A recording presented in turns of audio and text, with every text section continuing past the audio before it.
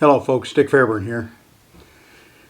Been a week or so since my last video. Been enjoying the holidays with family and had a respiratory thing that kind of made my voice go wonky. So I'm just going to do a short one today. A couple of weeks ago I was in Wyoming for my elk hunt in the fall. And as is so often the case with me with elk, I came home with no elk. Trip was good. Spent several days hunting hard. The type of permit we had was generally hunted late season when the heavy snows drive the elk down into the hay meadows, and they damage those hay meadows for the ranchers. So cow tags are given to bring the numbers down. Unfortunately, no heavy snow. We were up as high as 9, almost 10,000 feet in side-by-sides on tracks, and the elk were above us. We saw thousands of elk literally cross the canyon on the Indian reservation. And we had a few herds of elk that we attempted to get on, but when they're a half mile or more away and you're trying to put a sneak on them, it's pretty tough. So, good trip, no elk, not unusual. One thing we did do is go to Cody, Wyoming, and several times I have been by a business there called the Cody Firearms Experience, and it was always closed when I went by. But their ad said that you could shoot cool guns, including a Gatling gun. Now, automatic weapons were available as well. I've shot a lot of those in my life, both in the military and in law enforcement when I had them available to me. And I came to the conclusion that automatic weapons are a lot of fun, especially when somebody else is buying the ammo. But when you got to buy it yourself, it gets pretty expensive. And the sad other part I know about automatic weapons is I have several friends in law enforcement, and just recently in the news, Larry Vickers got crossways with the ATF on some automatic weapon issues. They are a great deal of fun. In my opinion, they are more trouble than they're worth for private ownership. You got to jump through a lot of hoops. There are a number of states where you cannot own them at all, including, of course, the People's Republic of Illinois. But in Wyoming, you can own them legally. I had a guy just lived kind of down over the hill from me that had a number of weapons, including a couple of belt feds. And they were legal. He has a ball with them. Burns up a lot of ammunition, makes a lot of brass. Larry Vickers got himself in a bind trying to get the importation of some very unique weapons that he wanted in his collection, and it's my understanding, like most people who have a lot of these, they have that collection under the auspices of a Class 3 dealer's license. They are a dealer in fully automatic weapons, and they are allowed to keep inventory as their personal collection that they can demonstrate to other agencies. A lot of trouble, for a lot of fun, no doubt. But in my opinion, I never wanted to step over that line, pay the $200 transfer tax, and get one of my own. And since the supply has been cut off for a number of years now, the prices for the individual weapons are just going through the roof. I mean, it's my understanding you can't get a good Thompson submachine gun now for less than $80,000 to $100,000 to add to a collection. So they're, to me, the best way to experience them is to go to a place like the Cody Firearms Experience, where they have them legally. You rent them, you buy the ammunition, and you make a little noise. It's kind of fun. I had done that with automatic weapons. I had never done that with a Gatling gun. So I told my buddy, we got to go to Cody, and I'll split it with you. I said, I think it was $69.95 for 40 rounds through the Gatling gun. And I said, I'll split it with you. And he said, nah, go ahead, shoot them all. So I did. And as I was thinking about, being in Wyoming, being in that wild country, and the new experience of a Gatling gun, I thought of a potential use for them. And technically, a Gatling gun is not an automatic weapon since it's hand-operated. And it's my understanding that Colt is still making them very high-dollar, collector-grade Gatling guns in very limited quantities. So this kind of personal ownership might be legitimate. So we went to Cody Firearms Experience. They were very friendly, let us film while we were doing this. We got set up to fire 40 rounds through the Gatling gun, and I'll show you what I did with it and the idea that I think it might have for a kind of self-defense.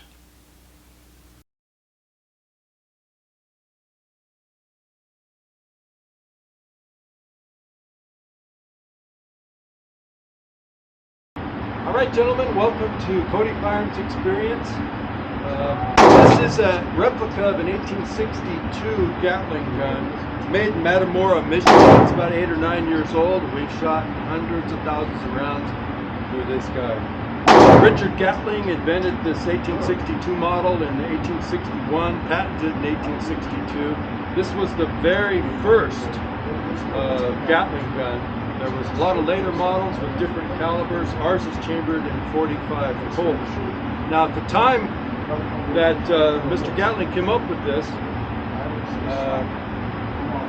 he was actually a doctor. He finished medical school, but he never practiced medicine. The Army put out a request for a rapid-fire rifle system, and Mr. Gatling responded with some ideas from his father's invention.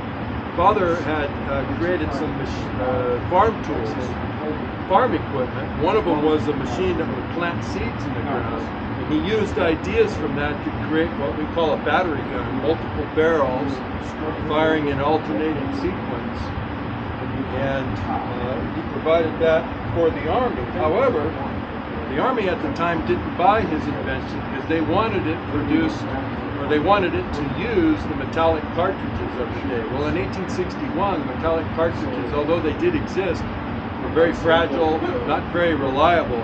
So what Mr. Gatling came up with is a piece of a rifle barrel cut to about 2 inches and machined to take the standard round of the day, which was a 58 Meunier ball, 58 caliber.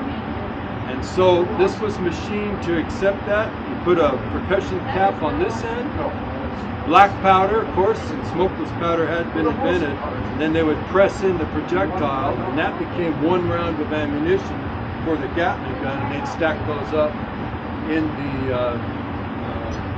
the magazine. So in this initial version, it could sustain 200 rounds a minute fire, but the Army still didn't buy it. We all think that, or at least I used to think that this was premiered on the battlefields of the Civil War, but as far as we know, it only appeared on one battlefield, that was in Petersburg, Virginia. A Union general bought a couple of them out of his own pocket because the Army wouldn't buy it. We don't think it was ever fired. The battle in Petersburg was more of a siege than a battle like Gettysburg with men rushing up the hill and stuff. But later versions, by the 1870s, when the metallic cartridge was better perfected, they used the same technology but machined it to take the cartridges of the day. What we've got is a 45 Colt snap cap here, and you can see that fits right in there, and that's what we're going to be shooting today. Later on, they chambered it for 45-70, and it was sold all around the world. Japan, Russia, England, everywhere. It appeared in a lot of battles. Teddy Roosevelt had 1 or 2 at the Battle of San Juan Hill in the Spanish-American War. So it became, and then of course our own cavalry used them against Native Americans, unfortunately, as part of the history, but a very effective machine. Now to shoot this, what you do is you straddle this yoke, put your left hand on the handle, right hand on the crank, and your left hand is just going to hold it steady. You don't want to apply any pressure up or down that affects our aim and everything. And what you need is a nice, smooth, but pretty rapid crank. So that's like the perfect speed. That makes the firing mechanism that draws back the firing pins and hits it work pretty well. Crank, remember, nice and rapid, but nice and smooth. A little faster. Yeah, that's perfect. That'll work great. All right, I'm going to go get the ammo. If you'll step back, we'll get the ammo on, and we'll get the. We'll double check our aim. Now you see how heavy this is.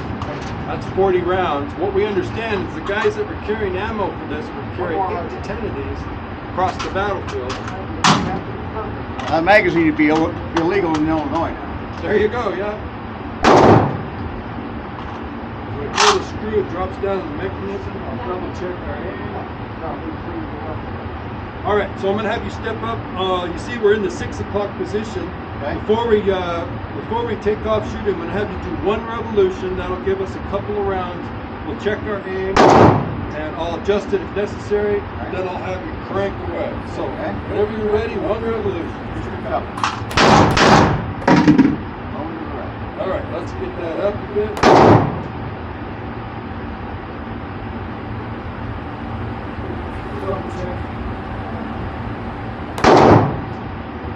All right, let's crank away. Nice.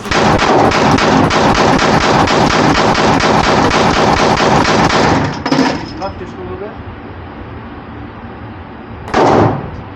All right.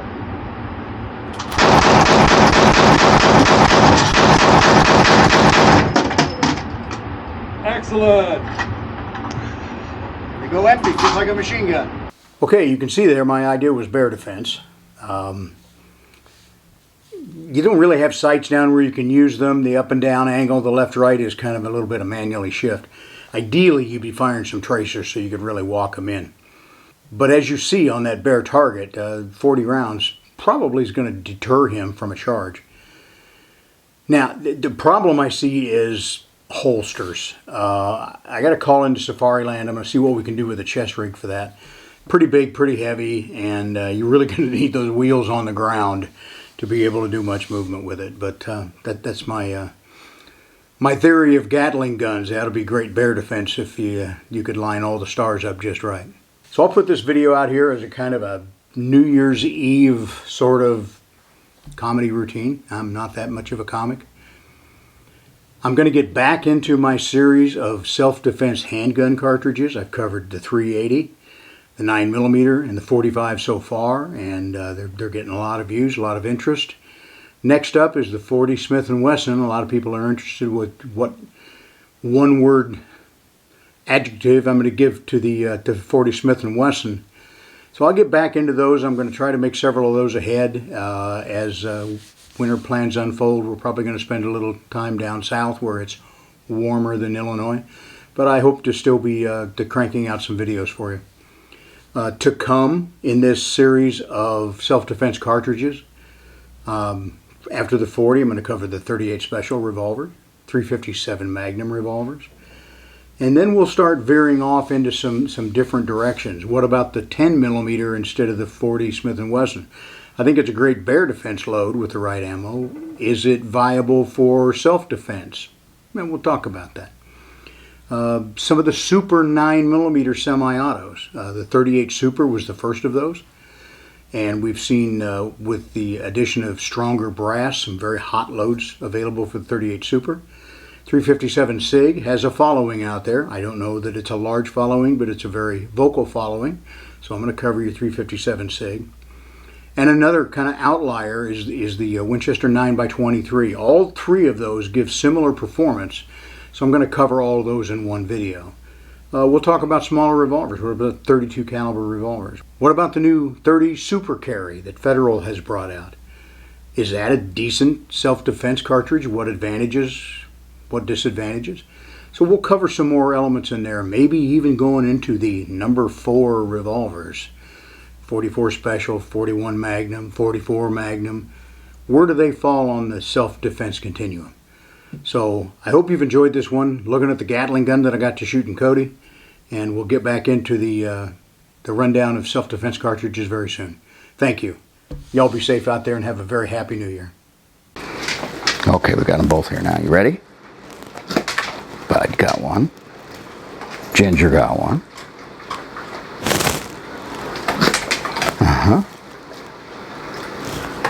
Oh, she missed it. She usually gets them, doesn't she, Bud? Okay, girl, last one. You ready? You ready? Yeah! That's all there is till next time.